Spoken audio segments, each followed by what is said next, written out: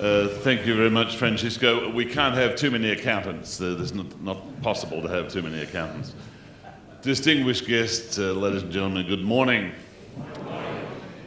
At the Rotary Leadership Institute breakfast this morning, David Lynette, sitting right there, assured us that you would not absorb any message from the speeches you receive at this institute. Despite that, I'm optimistic and I'll keep talking.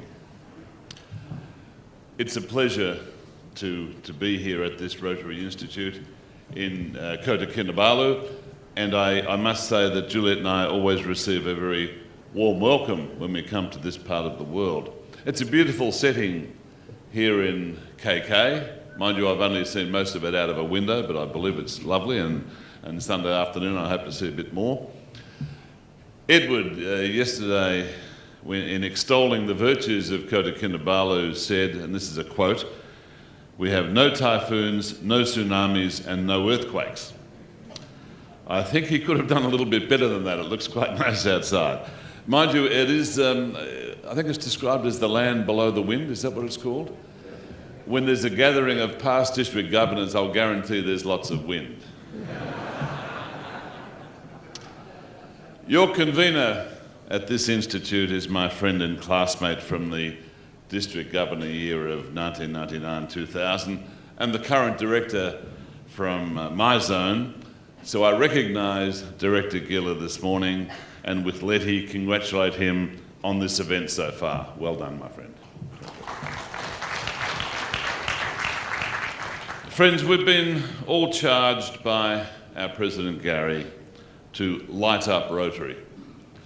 And the way we do that gets to the heart of what this Rotary Zone Institute is all about. You've come here to learn, to share, and to guide your clubs towards reaching their highest potential. Everything you learn here, every spark of inspiration will help you light the way to Rotary's success. And we must understand that a vital part of all that's done in the name of Rotary is carried out through our Rotary Foundation.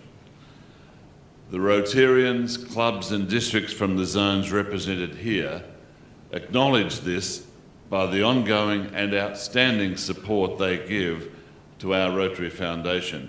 And on behalf of the trustees, I thank you all most sincerely for that support, both in terms of funds contributed and projects undertaken. Because of you, our foundation can do what it does, which in the words of past RI President Arch Clumph is to do good in the world.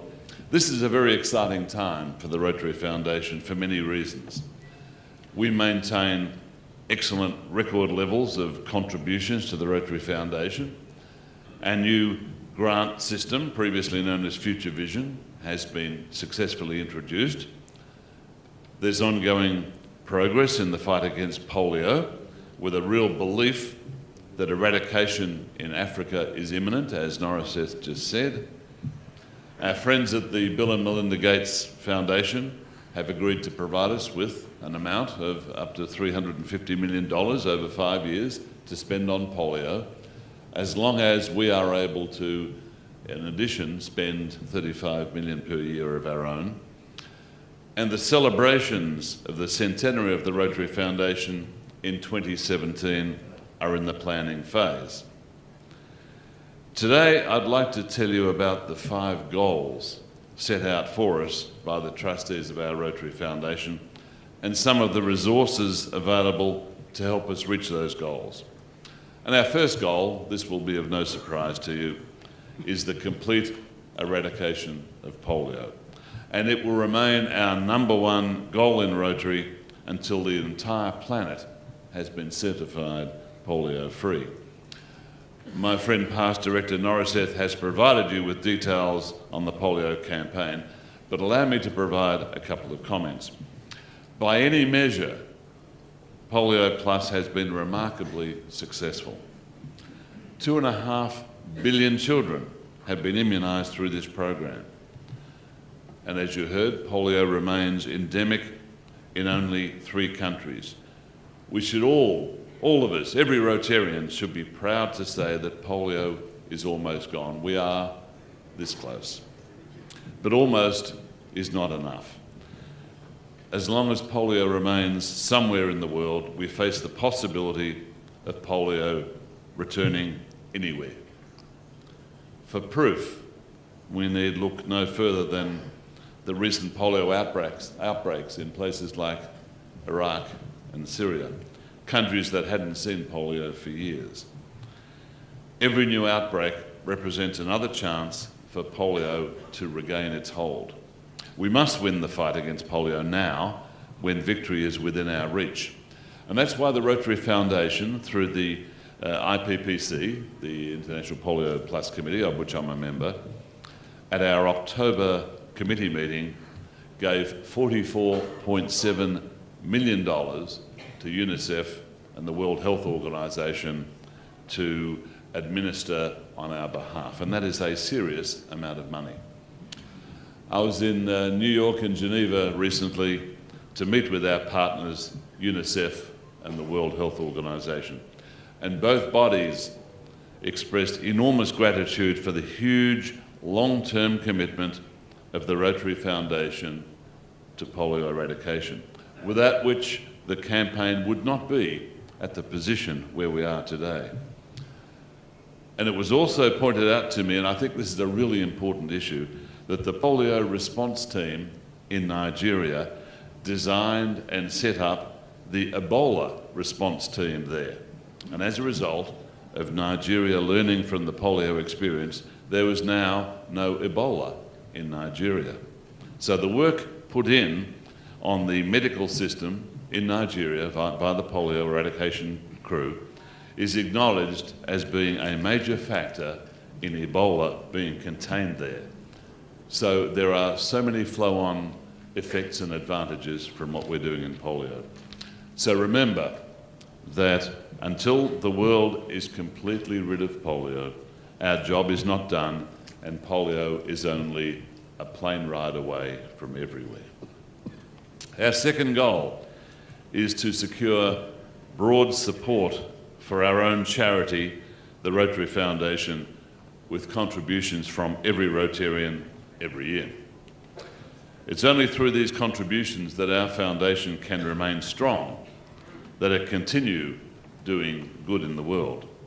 The goal for annual fund giving this current Rotary year is $123 million. That's our highest ever annual goal. I ask each of you to help make this Rotary year the time when we not only meet our $123 million annual fund goal, but we exceed it. We could achieve this with a donation of $100 from each and every Rotarian from around the world. But we can't set an amount that each Rotarian should give. For that decision really has to be left to the individual. What we can do is ensure that each of our fellow Rotarians knows the importance of giving to the Rotary Foundation, that every club in every district contributes to the Rotary Foundation, and that each and every Rotarian is asked to give.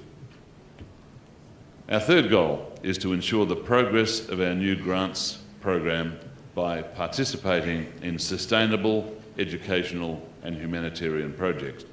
By now, all of Rotary has transitioned to the new grant model, and we can already see the benefits to the changes we've made. The Foundation's new simplified grant structure was designed around the belief that we in Rotary can and should be doing more with the resources that we have.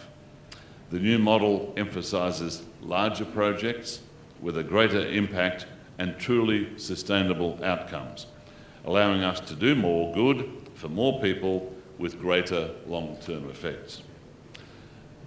Some people have asked what we mean by a sustainable outcome.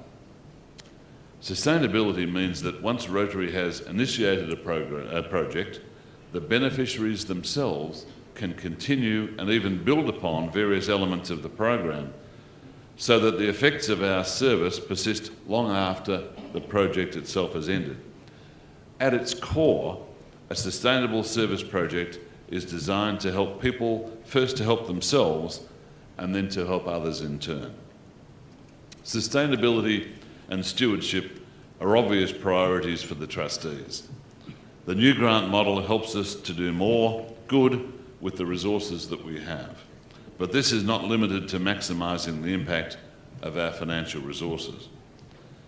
To ensure that the Rotary Foundation will continue to support Rotarians, clubs and districts to do good in the world, even as the economic and financial environment remains unpredictable, the trustees have laid out a clear and transparent order of priority in our funding model for the Rotary Foundation.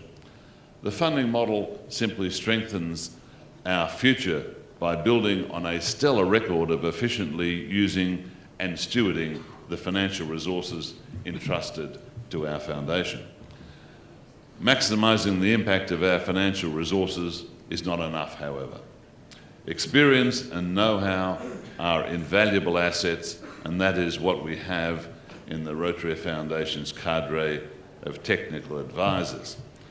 The cadre members continue to evaluate and monitor existing grant projects while supporting new global grants. And in the 2013-14 Rotary year, the cadre completed 40 technical reviews and over 100 on-site visits to evaluate the feasibility of planned projects or assess the impact of ongoing and completed projects. Now, this sharing of knowledge and resources is the essence of our fourth goal, to foster goodwill and peace by promoting and publicising the Rotary Peace Centres program. This program exists to train talented individuals who are dedicated to peace and conflict resolution. These people not only believe in peace, not only will work to bring it that much closer, but they will also light the way for the peacemakers who will follow. Finally, our fifth goal in this Rotary year is to emphasise that the future of our foundation, in the words of Foundation Trustee Chairman John Kenny, is in all of our hands. The Rotary Foundation is Rotary's own charity and Rotary's only charity. Every Rotarian should feel the sense of ownership, the sense of responsibility and the sense of pride that comes from contributing to our foundation. And as Rotary leaders, you must convey that sense of ownership to your fellow Rotarians. Make sure they understand not only that the foundation needs financial support, but that it needs their financial support. Not only that the cadre exists, but that if it is to be of any use, Rotarians must reach out to it for guidance. Not only that we must eradicate polio for its own sake, but that in doing so, we will pave the way for Rotary's next great achievement, whatever that may be. Now, most of us have a story to tell of how the Rotary Foundation has touched us personally. I have several, but I'd like to tell you about just one of them. When I was District Governor way back in 1999-2000, and yes, Gilla, that's a long time ago, one of the clubs in my district started a project in the then new country of Timor-Leste. One of the past presidents in that club had a history with the people of that very new independent country and recognised the need for roofing to replace what had been destroyed in the War of Independence.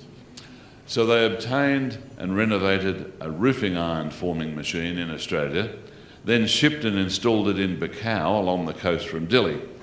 They purchased some raw materials, employed and trained some demobilised local veterans and started production. There was great demand from orphanages, schools, hospitals, etc., as well as commercial organisations because that country was growing rapidly.